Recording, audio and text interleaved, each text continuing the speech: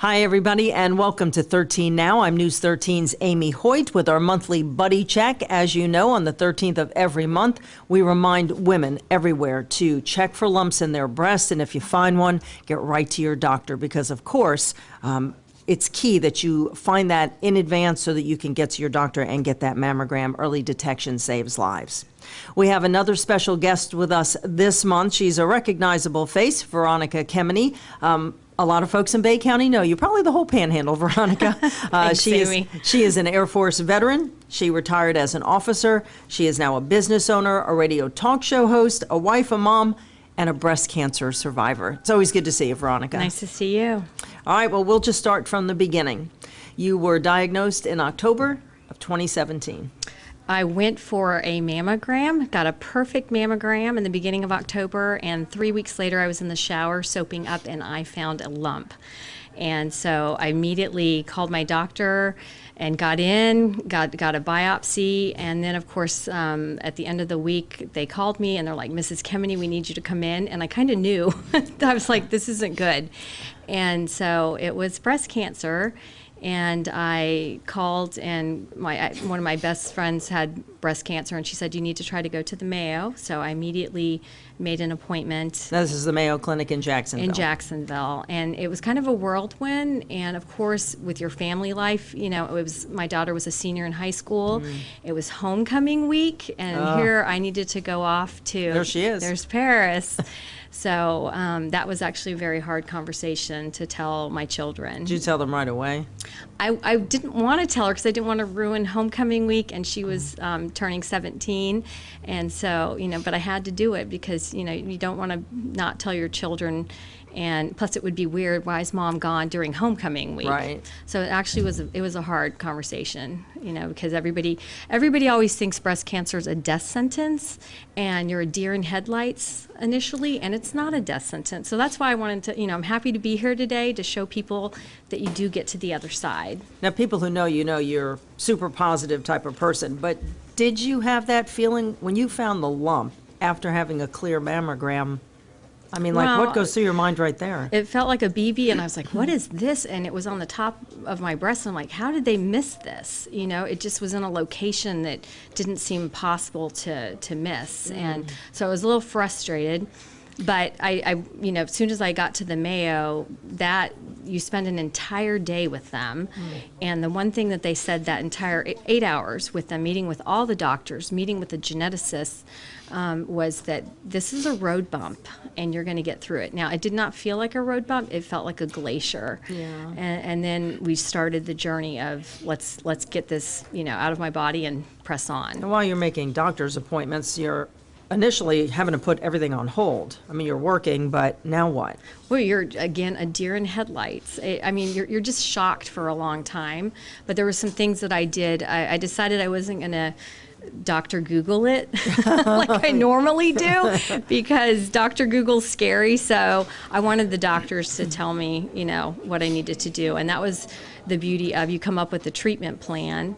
And mine, so after I met with the geneticist, you know, you go there, you're so naive, it's all science and biology and these words, and I was like, we're going to hack them off. And that's what I thought, right? But then you go there and you see the data, and the lumpectomy versus a mastectomy has the same survival rate. And so I was like, well, why would I do that? And plus the Mayo, they're like the #1 breast clinic in the country, and they deal with breasts all day, every day. And so then I changed my attitude, and I was like, we're going to start with a lumpectomy, which I did. So I got the first one in November. But before you go any further, let me ask you, is there any family history? My grandmother had breast cancer like late 60s, but they, you know, I did the genetic testing and there was no BRCA anything there. Okay. And that was the funny thing too, is you do the genetic testing. And I remember I told my son, who was fit and buff and young, I said, you know, I'm doing this, you might need to go get genetic testing too. And boys don't think about it. They're like, why would I need to know that? Oh, yeah. But the genetic testing, had it come back positive, he'd want to know as a male, you know, because that's information in your toolbox, is how I explained it. And so fortunately, it came back that wasn't a genetic issue. And I've lived all over the world, so who knows, I maybe was exposed to something, because I was Air Force brat too growing up. So. All right, so we get to the Mayo Clinic, and they put you through all the tests and whatnot, and they remove the lump or attempt to remove the lump. They remove the lump, and they take 2 lymph nodes, and it's really cool because they do it all in the surgery, during surgery. So I knew that the lymph nodes were clear. So done with that, and then the doctor calls me back and says, 5% of the time that this happens, we missed a margin. We have to go back. And it's the littlest thing. So, that was so frustrating. Right. So in December, I had another lumpectomy, and they got it all this time. And meantime, my gallbladder's flaring up. And so I go back to the Mayo, and I got the port in because that's how you get your chemo. And that's a lovely... What was that experience like? Well, when you go to use the port, you kind of feel like you're a cyborg, but it's awesome because they just clip in, and it's the easiest thing. They take all your blood that way. The chemo's there, and it was great. It is right there. There's my port. Yep, I love that thing. What was that experience? Did it hurt putting that in? You're kind of in a twilight. They have you wake, and you see it on the screen because it's going into a big artery.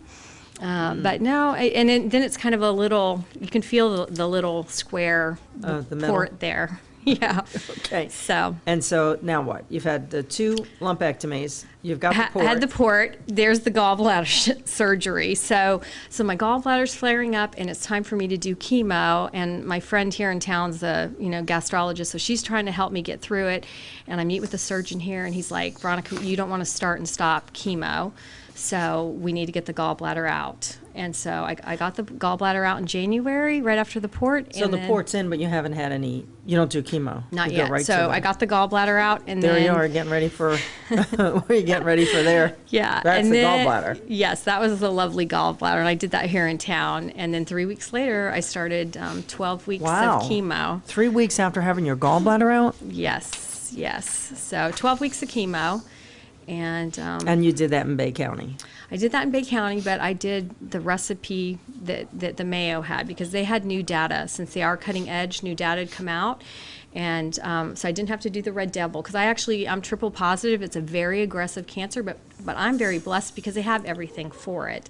So you've got the chemo, and then followed by the 12 weeks of chemo. You take a little gap break, and then every 3 weeks I was doing immunotherapy. So I did 13 of those for like the next year. Is that every the 3 pill? weeks? Is that where you're taking a pill? No, it's a hookup too. Oh, you're still going in? Yeah, but it's half the chemo cocktail.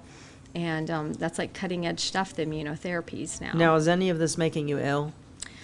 There was only 2 days that I couldn't leave my house. I used a lot of icy hot. And it's always really funny because for me, I was always starving for a steak. So literally I ate 12 weeks of steaks.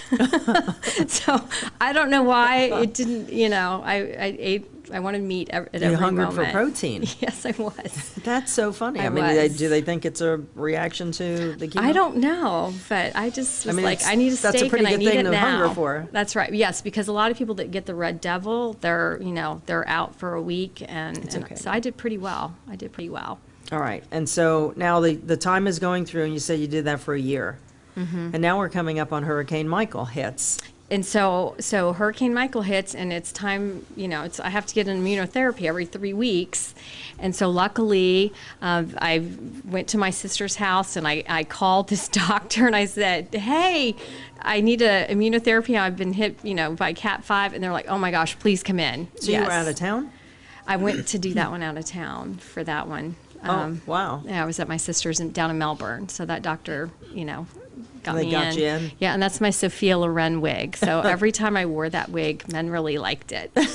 So including your husband. Yeah, I had a lot of wigs. So, but as you're going through this, I mean, is your hair falling out? Are you having any Yes. reaction to your skin or any of that? Well, what was really nice was Tara, who was on last month, we did the Cancer Society they used to do a makeup class, and so we went and learned about your hair falling out and your eyelashes, and some people their nails and their skin, and so pretty much for me, my hair started falling out, and so I tried to prepare for it. I never shaved my hair. I would wear buffs, and I kind of liked the little Linus look because it just was comforting, and a lot of times before I started wearing the wig, I wore hats, and it was funny because so many times people didn't even see that I wasn't missing, that I didn't have hair. They just, I always put makeup on, and I would wear some glamorous hat, and that's what they were enthralled with, was the hat. So they didn't know. no. And are you feeling okay with this? Like, we've talked about, well, you're a very positive person, and I know your faith is strong. But did you have any moments where you just broke down and said, this is insane, I can't do it, I need help? The gallbladder. That one, I was like, oh my gosh, really? On top of it all? Because that was actually not fun. And then the weekend before chemo, I'd actually talked to people about chemo, but they never clearly stated that it's really not that bad, Veronica. You go and you hook up to your port, and it was kind of like drinking a mojito, I have to say, because you're very relaxed. They put some relaxing stuff in that cocktail. And there's with Tara. So she was getting her first Red Devil, and I was getting my fourth chemo there.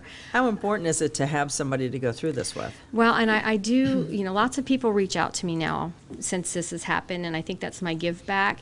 And I always tell them, if you find somebody that's in your boat, it's a good thing, because we could compare notes and and then commiserate, because when your eyelashes fall out, it is not fun. Eyelashes do define you. And then I've always been known for my red hair, so that I dyed it back to the natural color just in preparation. So if you're a hair person, that was hard. Yeah. But having her, we talked all the time, and it's just scary because we're mothers. And when I was first diagnosed, I want to be a grandmother. I want to take my grandchildren to Disney World someday when I have some. So. Right.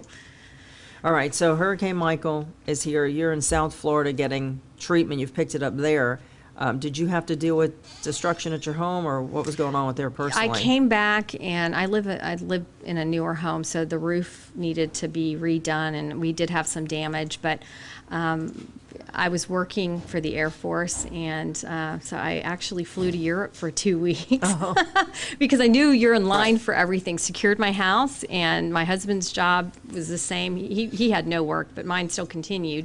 And so he kind of joined me, and we ran away for 2 weeks. I think we have pictures of you in London. Yes, yes. Okay, so he's also a 20-year veteran. You both did 20 years in the Air Force. And he trains the F-22 pilots at Tyndall. So that was my hardship TDY. At the end, we goofed around London for 6 days, because really there was so much destruction here. Yeah. And I just always made sure it was between my immunotherapies. And so you didn't have to take anything while you were there, because a year's gone past now at this point. I was still doing. Yeah? Yeah, I still was, because it's every 3 weeks. So how did you do that there? Well, I was only there 2 weeks, so I timed it. So you're back. Yes, and that's my short wig, so I wore that one a lot. Is this where you got your hair cut? Yes.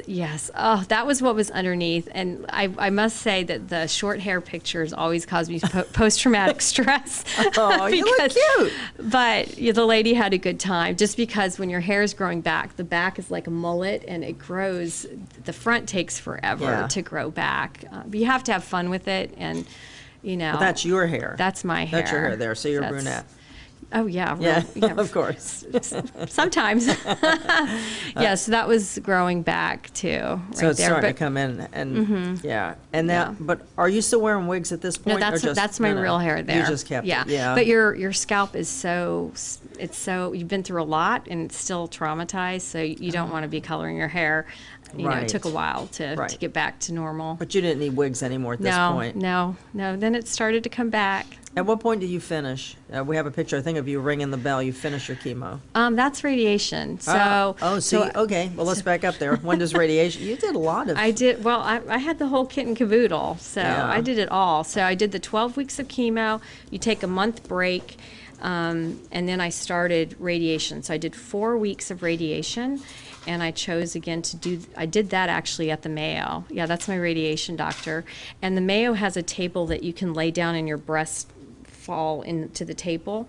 And so they can have really good aim at getting the radiation to the target zone. Right, they're not trying to do your whole body. No, but here in town, you'd have to do it on your back, and I went to 2 places, and they couldn't guarantee that they wouldn't hit my heart or lungs. And at this point, I was like, I don't need extra, So and they wanted to do 6 weeks here, because the other thing I've learned is that your they make money off you. I'm probably $500,000 at least spent on all the surgeries, and the chemos are like Right. $35,000 a pop. Wow. So, And insurance took care of that yes. for the most part? Yeah. Yeah? Yeah. All right. So how long was radiation? I did 4 weeks of radiation, and you're really only in this little thing for, I'd say they zap you for a minute. Right. And the Mayo's real cool. They're like, what music do you want? I'm like, I'll take some Pitbull. So they always had it on for me. See, because you're always smiling in that. But Now, I will say radiation was hard. Yeah. Because the doctor told me that it would linger. And so I felt like I was tired. And I kind of had a cloud for, I'd say it was like 3 months until I felt, not as tired. So Right. I think radiation's hard too. Now you're still working now. Now, right? that were was the one working. thing is that's when I graduated from the radiation. So you ring the bell at the Mayo. The one thing I was blessed is that I took a tactical pause. So I asked my office, I was like, I want to not work, and they allowed that. Just because you need to be selfish, you need to get sleep, you need to eat. Sometimes people can't eat because they're sick. And so that was the one time in life, because I'm always on the go, Right. that I was like, I need to do me. So I Yeah. did. And then after this, where do you go from there? I was still doing immunotherapies. So I did Wow. immunotherapies until February. Yours went for a long time. Yes. Over a year? Oh, yeah. Yeah. Yeah. Yeah. And then you finished up.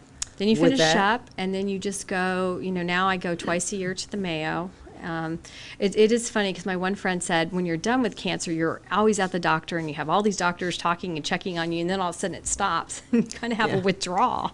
Yeah. So I go twice a year to the Mayo, and then I see Dr. Weber here in town twice a year. They just do blood work and then the fancy mammogram, 3D. And they believe that they've gotten it all and you're good to go for the rest of your life. Well, when I met with the geneticist, it said 97% survival rate. So I did ask my husband this week, I said, what do you remember? Were you scared? And after we met with the geneticist, it was kind of a little bit of peace, because you see that 97%. And the one thing my doctor here says is that you have to own it. So once you have this, if there's something going on, you don't delay. And that's the thing I always say, hashtag Veronica Strong, mammogram revolution. So many women don't go get mammograms, and they're not perfect, Right. but the self-care, the buddy checks, Right. you just got to do It's a that. combination. Yeah. Yes. You still have yes. to check, Right. even after the mammogram. Mm-hmm. So what's the best advice that you give people? I know everybody asks you, if they're having breast cancer or they've been diagnosed. I know a lot of folks come to you. They do. They do. You just have to have faith. That's the other thing to go a little in depth with. I had a lot of prayer warriors, so I think that helped me tiptoe through the cancer journey. And having a loving family. I mean, my spouse Malcolm was great. He came to every appointment, soothed me, especially in the beginning, the first chemo.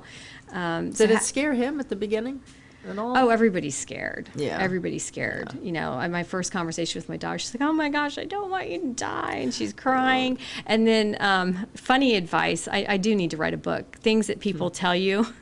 My aunt died of breast cancer. I cannot tell you how many times somebody, foot and mouth, I'm like, please don't say that. We don't want to hear that, you know. People mean well, but it comes out wrong, I Comes think, out sometimes. completely Yeah. wrong. But I think, What is something good to say to somebody, a friend who says, oh, I've been diagnosed with breast cancer? Because, you get emotional too, you know them. And so you're just trying to say something. And I think Well, that's why sometimes it comes out wrong. What should we say to a breast cancer? that you're going to be okay. I'm going to pray for you.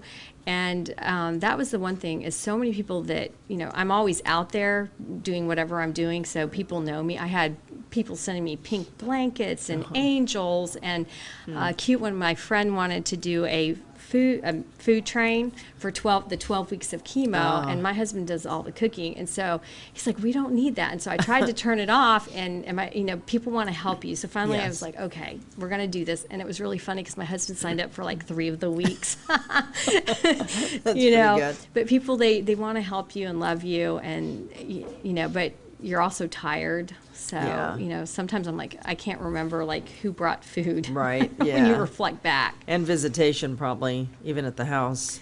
Well, I've met a lot of cancer patients, and I tell them too, especially in COVID times, you have to think of hygiene at a different level, you know. So anybody comes to your house, you need to have everybody wash their hands and sanitize, and the masks, and, you know, because when you're at chemo, depending on like your white blood count cells, that's a very vulnerable time. Right. And so, again, you have to be selfish and take care of yourself and have some rules. Right. So I always had everybody disinfecting in my house. And then my one friend had said, make sure you get rid of all the hand towels, paper towels everywhere. Right. And so little things like that. Right.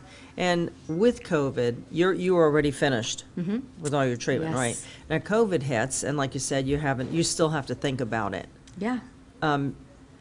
What do you think when that hits? Well, Like, I mean, I since you're it puts you at risk, yes? Well, my white blood cell counts they do come back, but I worry about those people that are going through this journey because, you know, it was so hardcore you can't bring anybody back, and especially like your first chemo, you know, you want somebody there holding your hand because you're scared to death.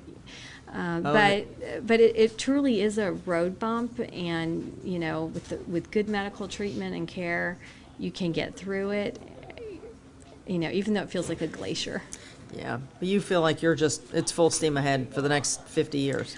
I hope so. And that's the other thing is I want people to know that your best life, I'm living my best life. You know, I have a fancy job, I have a radio show, my life has continued and it's still great. And so I want people to know it's not a death sentence. You got this, you know. What if people don't have the kind of support, the kind of family that you have? What would your suggestion to them be? Not everybody's got husbands and kids, or maybe the family's out of town. Right. Well, I know the Cancer Society has a 24/7 phone line that you can call, because I did call and chat with them just initially, and they're really great too. If you want to get out of town care, they'll fund some of your hotel rooms. You know, because a lot of people have money issues. So there's support systems out there, and then find your friend. I had 2 friends that had breast cancer that I checked in with all the time. And I had Tara, we're going through it, so we're both learning about it. But I did check in with my 2 friends throughout the whole journey, just going, is this how I'm supposed to feel? And, you know. Right. So, and there's support groups, and you can always join a support group. I was scared of a support group, you know, because I didn't know. I'm like, are people dying in support? You always, you know, cancer's all about that awful word, dying. You think the worst. Yes, and you really have to be positive. What about books? You told me you read some books that were important and helpful. Yes. Prayer Through Cancer. It's got a pink cover. It's on Amazon. So anytime somebody calls me that's been diagnosed, I send them that book. And then there's another book called Pretty Sick.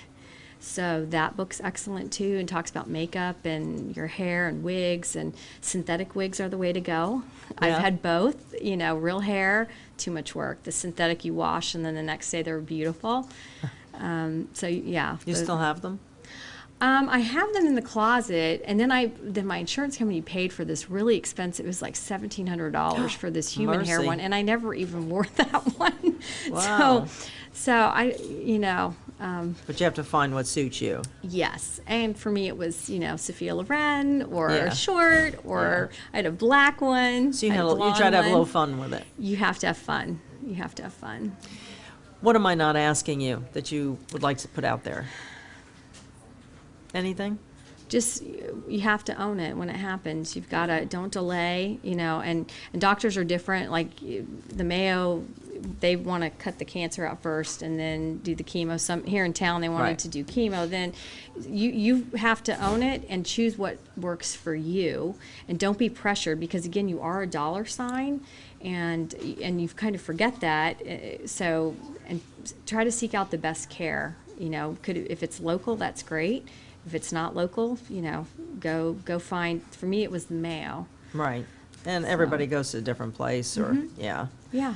Well, we sure appreciate you coming in and telling your story, and it's always good to see you. We've been friends for a long time. We have been. And we're just glad you're okay. I know when we read, you know, I'm getting so emotional in my old age. You're like, no, this is nothing. And I'm like, but when you first posted it on Facebook, we were like, oh, You could just see the reaction of all your friends. Oh my goodness. And I did put it out there because I wanted people praying for me. And I literally had the whole world at Protestant groups, Catholic groups. I always joke I'm Catholic.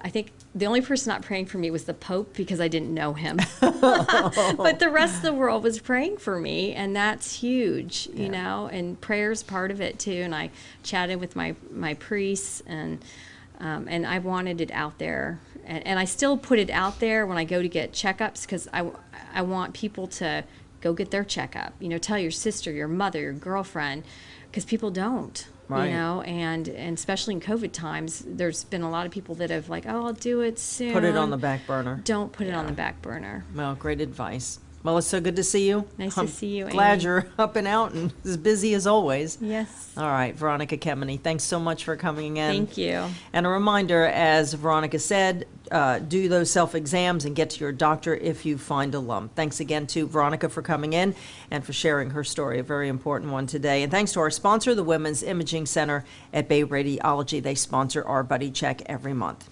And that's it for now. Thanks for watching. We'll see you next time.